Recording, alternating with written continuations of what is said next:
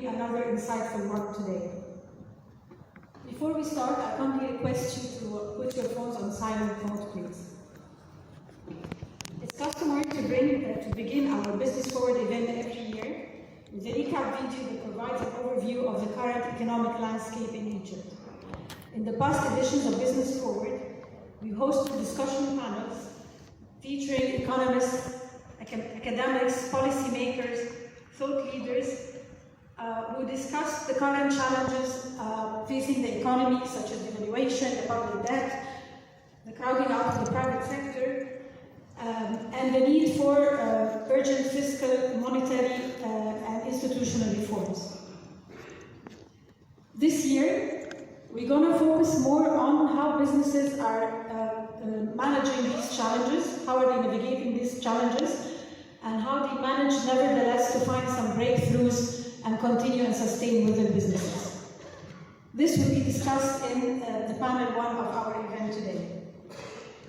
We're also excited about this year's theme on the major technological disruption, artificial intelligence. Choosing AI for this year's topic was very easy because of the trending dialogue, expectations and speculations that are surrounding it at the moment. I have no doubt that all of you have heard about generative AI and its expected transformational impact on business and our lives. Now, this is not the first revolution that we experienced. We tamed fire, we learned agriculture, we invented the printing press, steam power and telegraph. These were all revolutionary changes in our lives. Welcome to Ewart Hall.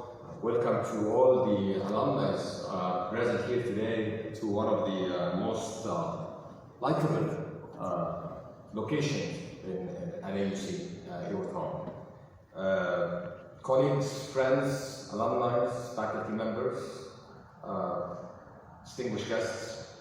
Like Wafat mentioned, every year since 2017, we met once to look at what's happening in Egypt, what's happening in the economy, what is the future, how it looks like. It was always tilted around structural reform, economic reform. Of course, at the time when COVID hit, this was a really unusual time, the implications on the economy, the private sector. This year is a bit different. We're still looking, as Wafat mentioned, at where we are, maybe a glimpse of where we're heading, with the latest projections, and the new kid in town, if I may put it that way, artificial intelligence. But I want to share with you how I see artificial intelligence. Everybody's excited about the technology. Everybody is excited about the acceleration that is taking place. And everybody thinks that GenAI was invented in November 2022. That's not the case. GenAI actually was invented in the 60s. The name was Elisa. But even AI itself was invented 81 years ago. Like any other innovations, it was invented in the war room. It did not come in November 22. It actually came in 1981 when one of us bought a computer at home. That was the beginning of the acceleration. And then we became connected. And then came mobility. And then came the continuous disruption introduced by the advancements in information and communication technology. And then came the pandemic. And then came the recent version of GenAI. So it has been a journey of acceleration for 42 years. That's the recent phase. I want to share with you an incident that happened to me personally back in July 1998. For the old-timers within the world of internet, there was at some point in time something called the Internet Summit. So the Internet Summit, as they call it, INET, was held in July 98 in Geneva. I was attending. The opening speech was given by one of the creators of the internet, Vint Cerf. He goes by Vint Cerf. So at the time, there were 200 million people using the internet in the world. So he gave a 15-20 minute speech. There was 1,000 people sitting in the room, and then cited that are 200 million people using the internet around the world. You have no idea what we're getting into. Within 20 to 30 years. Formerly CEO of OTV Ventures and influential at Link.net, she's a serial entrepreneur and a mentor for incubators and active in academic and business alliances. Also with us today, Minouche Abdelmegid, a fellow alumni of the school and the founding partner and CEO of Mizan Investments. Please join us on stage. Minouche boasts over 24 years of expertise in investment management and banking. As the former managing director of Union Capital Partners, she launched Egypt's first SME-focused private equity fund.